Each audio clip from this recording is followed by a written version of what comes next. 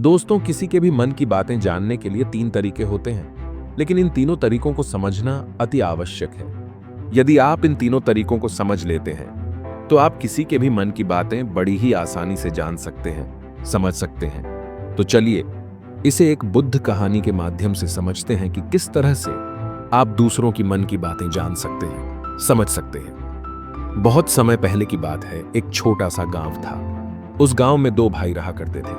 बड़ा भाई अंधा था, जिस कारण वो हमेशा घर पर ही बैठा रहता था, और छोटा भाई खेती किया करता था। लेकिन खेतों में अधिक जानवर आने से पूरी फसलें नष्ट हो जाती थी, जिस कारण छोटा भाई बहुत परेशान हो चुका था। तभी उसे एक तरकीब सूझी। एक दिन उसने सोचा, खेतों में से इन जानवर को भगाने के लिए क्यों ना मैं अपने बड़े भाई की मदद लूं। वैसे भी बड़े भैया हैं, अगर वह खेत में बैठे रहेंगे और जानवरों की आहट आने पर वो उन्हें जोर से चिल्लाकर भगा सकते हैं, जिससे हमारी फसलें बच सकती हैं। इसलिए उन्हें मैं खेत में बिठा देता हूं। ये सब सोच विचार करने के बाद उसने अपने खेत में ही एक छोटी सी झोपड़ी तैयार की और अपने अंधे भाई को उस खेत में बिठा दिया और उनसे कहा, भैया, यदि कोई जानवर की आहट आपको सुनाई दे तो आप जोर जोर से चिल्लाना। ये सुनकर वो जानवर यहां से भाग जाएंगे और हमारी फसलें नष्ट होने से बच जाएंगी। बड़ा भाई अपने छोटे भाई की बात मान लेता है और वो उस दिन से खेत में ही रहना शुरू कर देता है। जब भी किसी जानवर की आहट उसे सुनाई देती तो वो तुरंत जोर जोर से चिल्लाना शुरू कर देता, जिससे वो जानवर उसके खेतों से भाग जाते। ऐसा करते करते कई दिन बीत चुके थे। तभी एक दिन उसके खेत में एक हिरण भागता हुआ आता है और वह खेत के बांध को तोड़कर वहां से भाग गया। लेकिन उसी हिरण का पीछा करते हुए एक राजा भी उस खेत में आ पहुंचा।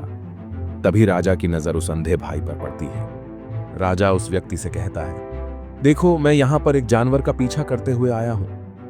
क्या तुमने उस जानवर को यहां पर देखा है? इस पर वो व्यक्ति कहता है, हे राजन, मैं तो अंधा हूं, मैं भला किसी जानवर को कैसे देख सकता हूं। लेकिन मैं आपको इतना जरूर बता सकता हूं कि जो जानवर मेरे खेतों से होकर भागा है वो आपके लायक नहीं है। आप उसके पीछे अपना समय यूं ही व्यस्त कर रहे हैं।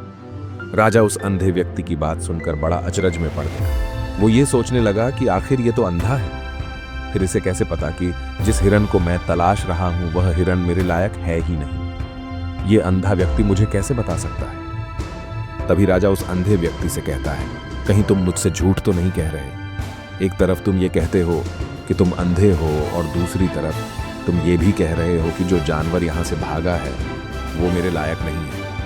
इस पर वो अंधा व्यक्ति कहता है, हे राजन, जिसे आप एक हिरण समझ रहे हैं, असल में वो एक हिरण नहीं है बल्कि एक हिरणी है, और वो भी गर्भवती है। और जहां तक मुझे ज्ञान है, मैंने कभी किसी राजा को किसी गर्भवती हिरणी का शिकार करते हुए नहीं सुना है। और इसी कारण मैं आपसे ये कह रहा हूं कि वो हिरणी आपके लायक नहीं है। आप उसके पीछे अपना समय व्यर्थ ना करें। यह सुनकर राजा और भी अचरज में पड़ गया। वो ये सोचने लगा कि आखिर ये अंधा आदमी ये कैसे जान सकता है कि वो हिरणी है और गर्भवती है। राजा कुछ देर सोच विचार करने के बाद अपने सेनापति से कहता है, सेनापति जी, मुझे वो जानवर जिंदा चाहिए, क्योंकि मुझे यह पता करना है क्या वह हिरणी है और क्या वह गर्भवती है। क्योंकि यह अंधा आदमी बहुत विश्वास के साथ कह रहा है और मुझे इस बात की पुष्टि करनी है। यदि वह हिरणी हुई और गर्भवती हुई तो वह हमारे शिकार के लायक नहीं है, क्योंकि हम तो एक हिरण का पीछा कर रहे थे। इसलिए जाओ और पता करो कि क्या वो हिरणी है। सेनापति राजा से आज्ञा लेकर आगे की ओर बढ़ चलता है और कुछ देर बाद जब वह वापस लौट कर आता है तो वह राजा को कहता है, हे राजन, इस अंधे आदमी ने जो भी बातें कही हैं वो बिल्कुल सही हैं। वो एक हिरणी ही है और वह गर्भवती भी है।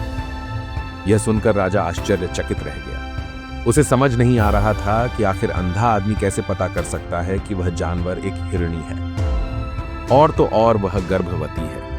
भला एक अंधा आदमी यह कैसे देख सकता है? यह कैसे जान सकता है? आखिर इसे यह कैसे पता चला?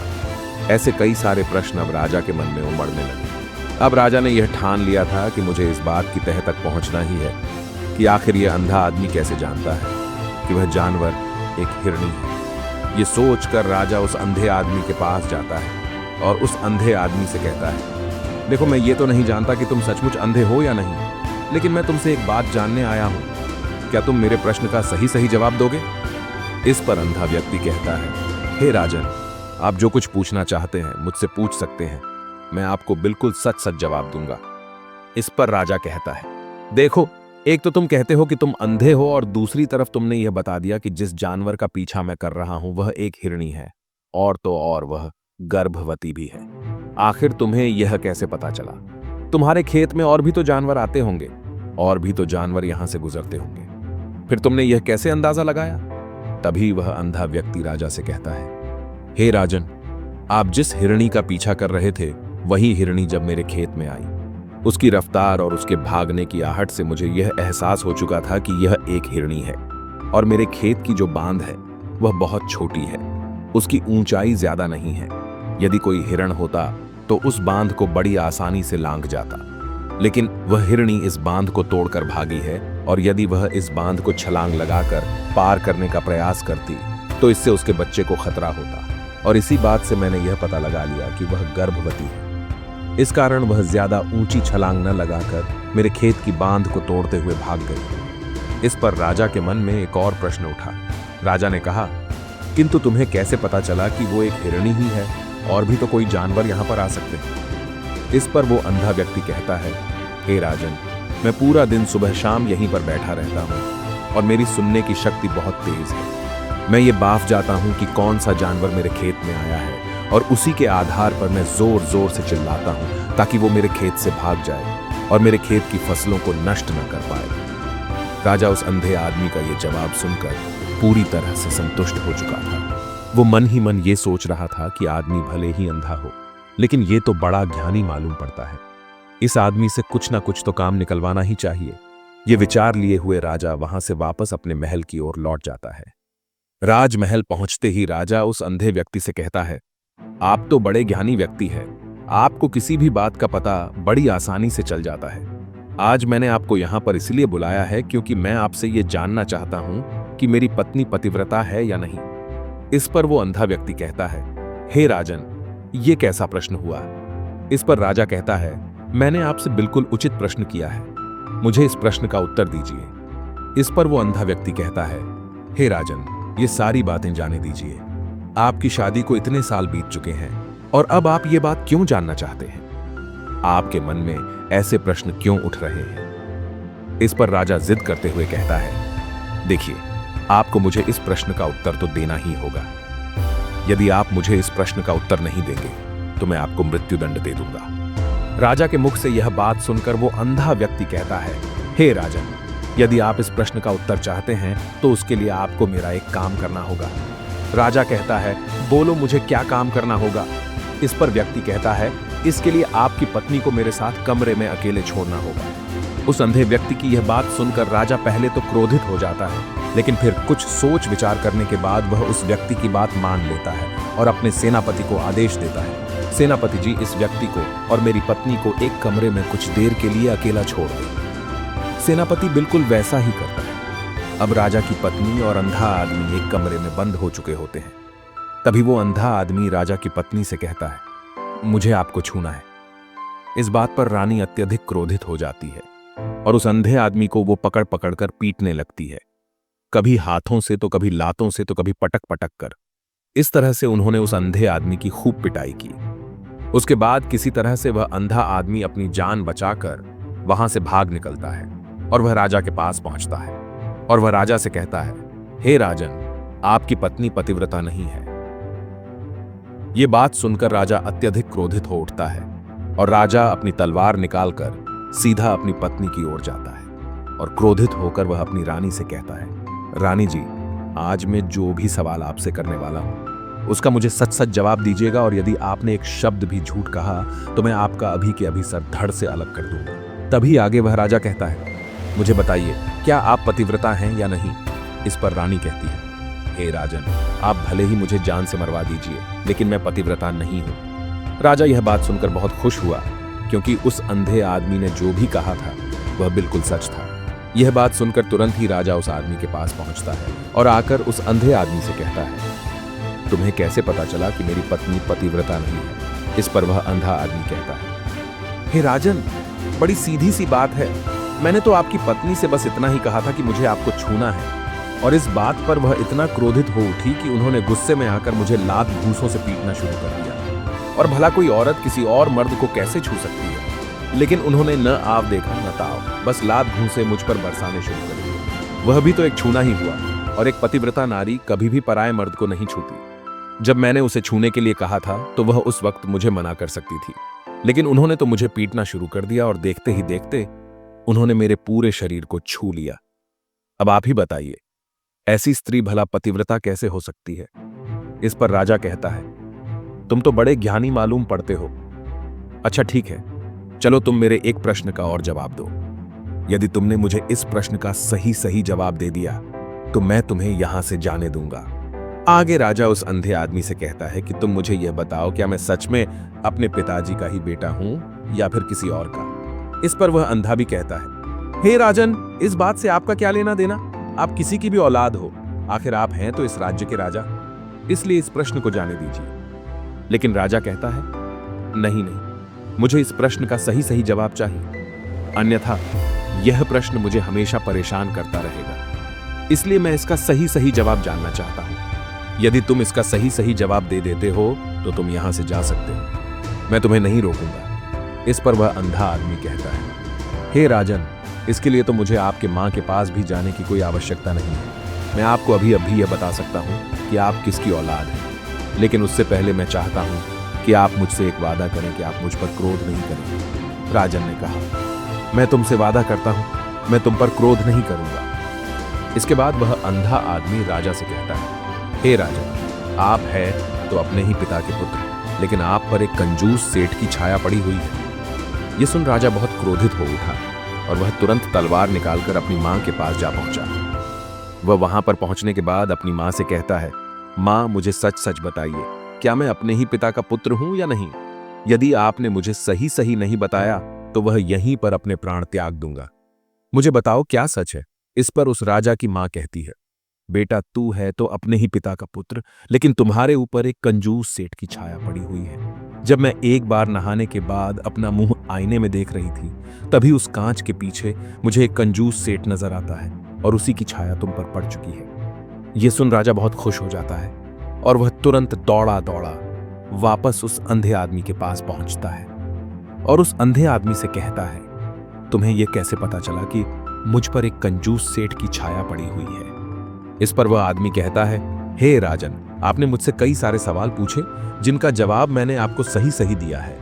यदि कोई और राजा होता तो मुझे इसके बदले में ढेरों सारे इनाम मिल चुके होते, लेकिन अब तक आपने एक फूटी कौड़ी तक नहीं दी है। इस बात से ही मैंने अंदाजा लगा लिया था कि आप बहुत कंजूस हो। यह बात सुनकर राजा जोर जोर से हंसने लगा और कहता है कि आप जो भी मांगेंगे वह मैं आपको अवश्य दूंगा, लेकिन मुझे यह बताओ कि तुम्हें कैसे पता चल जाता है कि कौन सी बात सही है और कौन सी गलत? तुम किसी भी बात का इतना सटीक और सही जवाब कैसे दे पाते हो? इस पर वह अंधा आदमी कहता है, हे राजन, मैं तो वैसे ही अंधा हूं। यदि मेरी आंखें होती तो मैं किसी की भी मन की बातें बड़ी सरलता से जान लेता। मन की एक भाषा होती है और यह भाषा मनुष्य के शरीर के व्यवहार के रूप में देखी जा सकती है। उसकी आंखों से, उसके होठों से, उसके काम करने के तरीके से, उसकी क्रियाओं से पता किया जा सकता है कि उसके मन में क्या चल रहा है। उसके आधार पर हम किसी के भी मन की बातें जान सकते हैं। लेकिन मैं तो अंधा हूं, मैं देख नहीं सकता, इसलिए मैं क्रियाओं से देखता हूं। यदि मुझे कोई बात जाननी हो तो अगले आदमी को कुछ काम देना पड़ता है, जिस पर वह व्यक्ति किस प्रकार काम करता है, किस तरीके से इस काम को करता है, उसके आधार पर ही मैं यह पता कर पाता हूं कि उसके मन में क्या चल रहा है। तभी वह राजा कहता है, तो क्या इसका अर्थ यह हुआ कि मैं भी किसी के मन की बातें जान सकता हूं? इस पर वह अंधा आदमी कहता है, हे राजन, अवश्य आप भी किसी भी व्यक्ति के मन की बात जान सकते हैं, किंतु उससे पहले आपको अपने ऊपर काम करना होगा, और वह काम है अपने मन को शांत करना, अपने मन को वर्तमान में लाना होगा, जिसके लिए मैं आज आपको 3 तरीके बताने वाला हूं। और ये तीनों ही तरीके बड़े ही आसान और सरल हैं। किंतु हे राजन, उससे पहले आपको एक काम करना होगा, अपने मन को एकाग्र करना होगा। जब हम अपने मन को एकाग्र करते हैं, अपने मन को वर्तमान में लाते हैं, तो हम दूसरे के मन की बात जान सकते हैं, क्योंकि वह आदमी अभी भी अपने मन में वर्तमान में ही सोच रहा है, और हमें भी मन को वर्तमान में ही लाना होगा। तभी हम उसके मन की बातें जान सकते हैं। यदि हम अतीत में हुई घटनाओं के बारे में सोच रहे हैं, तो वह जो अगला आदमी वर्तमान में सोच रहा है, वर्तमान में अपने मन में बात कर रहा है, वह हम कैसे जान पाएंगे? क्योंकि हम तो अतीत की घटनाओं में डूबे हुए हैं। इसलिए किसी के भी मन की बात जानने के लिए सबसे पहले हमें हमारे मन को एकाग्र करना होगा, उसे वर्तमान में लाना होगा। आगे वह व्यक्ति राजा से कहता है, हे राजन, जो 3 तरीके मैं आपको बताने वाला हूं, इन 3 तरीकों से बड़ी आसानी से किसी के भी मन की बातें जान सकते हैं। उसके बाद वह अंधा आदमी राजा से कहता है, हे राजन, जो सबसे पहला तरीका है वह है आंखों पर ध्यान देना। किसी व्यक्ति से बात करते वक्त उसकी आंखों में देखना, उसकी आंखों पर ध्यान देना जो सबसे ज्यादा जरूरी है, क्योंकि आंखें बोलती नहीं पर बहुत कुछ कह जाती हैं। यदि हम किसी व्यक्ति की आंखों के इशारों को समझना सीख जाएं, हम यह जान पाएंगे कि व्यक्ति के दिमाग में क्या चल रहा है, वह क्या सोच रहा है और अभी वह क्या करने वाला है। मेरे पास आंखें नहीं हैं, लेकिन मैंने अपने गुरु से यह विद्या सीखी है, क्योंकि बहुत सालों पहले मेरे पास आंखें थीं और मैं उस वक्त लोगों के मन की बातें केवल उनकी आंखों से ही जान लेता था। इसलिए यदि आप भी दूसरों की मन की बातें जानना चाहते हैं, तो आपको भी उनकी आंखों पर गौर करना चाहिए, जैसे कि उनका आकार कैसा है, वह कब, कहां और किधर देख रहे हैं। यदि उसकी आंखें यहां वहां घूम रही हैं, जब आप उससे बातें कर रहे हैं, तो वहां वह इधर उधर मोड़ रहा है, कभी ऊपर तो कभी नीचे या कभी आसपास, या फिर उसकी आंखें खुश नजर आ रही हैं या फिर आंखें निराश नजर आ रही हैं, जैसे कि चोर होता है। उसकी आंखों में जब हम देखते हैं तो हमें यह पता चलता है कि अगले आदमी ने कोई गलती की है। ठीक उसी प्रकार जब हम किसी चालाक व्यक्ति की आंखों में देखते हैं, तो आपको पता चलेगा कि उसकी आंखों में एक भाषा होती है। एक बहुत ही सीधा और आसान तरीका होता है। यदि आपको यह पता लगाना है कि सामने वाला व्यक्ति आपसे झूठ कह रहा है या फिर सही, तो आपको उसकी आंखों पर ध्यान देना अति आवश्यक है। यदि आपसे बात करते वक्त वह व्यक्ति अपनी आंखें यहां वहां घुमा रहा है, ऊपर नीचे, इधर उधर, दाएं बाएं, हर जगह देख रहा है, तो इसका अर्थ यह हुआ कि वह उस बात से निकलने का कोई रास्ता ढूंढ रहा है, वो कोई झूठ बना रहा है। यदि सामने वाला व्यक्ति आपसे कुछ झूठ कहने का प्रयास कर रहा है, तो वह आपसे नजर नहीं मिलाएगा। वह यहां वहां देखेगा, ऊपर नीचे देखेगा, लेकिन वह आपकी आंखों में आंखें डालकर कभी नहीं देख पाएगा, क्योंकि उसे डर है कि यदि उसने आपकी आंखों में आंखें डालकर देखी तो उसका झूठ पकड़ा जाएगा और लोगों को सच्चाई का पता चल जाएगा। और इसी प्रकार कुछ और भी भाषाएं होती हैं। जब आप किसी की आंखों में आंखें डालकर यह देखना शुरू कर देंगे कि उसके हाव भाव क्या है, ठीक उसी प्रकार चेहरे के हाव भाव होते हैं, जिससे हम मन की बातें बड़ी आसानी से समझ सकते हैं और इन्हें भी समझना बहुत जरूरी है। कभी कभी कोई व्यक्ति अपने चेहरे से जैसे आंख, होंठ और बहुत से कुछ अलग अलग व्यवहार करता है। यदि आप किसी व्यक्ति के चेहरे में गौर करेंगे, तो आप आसानी से समझ पाएंगे कि वह व्यक्ति निराश है, जब व्यक्ति बहुत उदास है, या फिर वह बहुत खुश है, या फिर उसे कोई बहुत बड़ा दुख है। वह अपने अंदर क्या महसूस कर रहा है, ये सारी बातें हम उसके चेहरे के हाव भाव से पता कर सकते हैं। फिर चाहे इंसान जुबान से कुछ बोले या ना बोले, लेकिन आप उसके चेहरे से सब कुछ पता कर सकते हैं। आगे व्यक्ति राजा से तीसरा तरीका बताते हुए कहता है, हे राजन, इसी प्रकार तीसरी भाषा भी है, अर्थात तीसरा तरीका भी है, और वह है हाथों के इशारे और शरीर का व्यवहार। मन की बात समझने के लिए हमें हाथ के इशारे और शरीर के व्यवहार को समझना बहुत आवश्यक है। कोई व्यक्ति जब बात करता है, तो आपने देखा होगा कि वो अपने हाथों को हिलाता रहता है, अपने हाथों से इशारा करता रहता है। बातों के साथ साथ अपना शरीर का जो व्यवहार है, अर्थात बॉडी लैंग्वेज, उसका भी पूरा उपयोग करता है, जिससे हमें यह पता चल पाता है कि वह व्यक्ति हमारी बातों पर कितना ध्यान दे रहा है और उसके मन में क्या चल रहा है।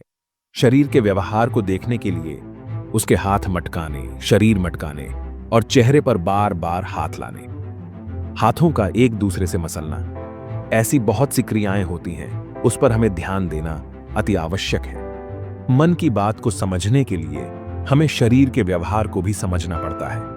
यदि हम इन 3 तरीकों को सही तरीके से ध्यान देकर इन 3 तरीकों को अच्छे से समझ लेते हैं, तो हम बहुत जल्दी किसी भी व्यक्ति के मन की बातें बड़ी सरलता और सहजता से जान सकते हैं। इसलिए यदि आपको किसी के मन की बातें जानी हैं, तो आपको उसकी आंखों पर, उसके चेहरे पर, उसके शरीर के हाव भाव को और उसके हाथों को ध्यानपूर्वक देखना और समझना होगा, जिससे आप यह समझ पाएंगे कि आखिरकार उसके मन में क्या चल रहा है और वह क्या सोच रहा है। लेकिन उनसे पहले आपको अपने मन को एकाग्र करना होगा, शांत करना होगा और अपने मन को वर्तमान में लाना होगा। तभी आप उस व्यक्ति की इन सभी क्रियाओं पर ध्यान दे पाएंगे, उन्हें समझ पाएंगे। अन्यथा आप यदि अतीत की घटनाओं में व्यस्त हैं, भविष्य की योजनाओं में व्यस्त हैं, तो आप उस व्यक्ति के हाव भाव पर कभी ध्यान ही नहीं पाएंगे और न ही आप कभी यह समझ पाएंगे कि आखिर उस व्यक्ति के मन में क्या चल रहा है, वह क्या सोच रहा है। आपने देखा होगा कि ऐसे कई बड़े संत महात्मा हैं जो बड़ी ही शांति से आपको देखते हैं और आपको देखकर ही ये बता देते हैं कि आपके मन में क्या चल रहा है, आप उनसे क्या जानने आए हैं। और इसका सबसे बड़ा प्रमुख कारण यही है कि वह आपको पढ़ सकते हैं, आपको समझ सकते हैं, आपकी मन की बातें जान सकते हैं, क्योंकि उनका मन एकाग्र है, शांत है, और यही कारण है कि वह आपके मन की बातें बड़ी सरलता से समझ जाते हैं। यदि आपने अब तक पूरी कहानी को सुना है तो मैं आपसे एक छोटा सा अनुरोध करना चाहता हूं। कृपया इस चैनल को सब्सक्राइब करें ताकि मैं आपके लिए और भी ऐसी ही ज्ञान से भरपूर कहानियां लेकर आ सकूं। नमो बुद्धाय। मिलते हैं एक नई कहानी के साथ अगली वीडियो में।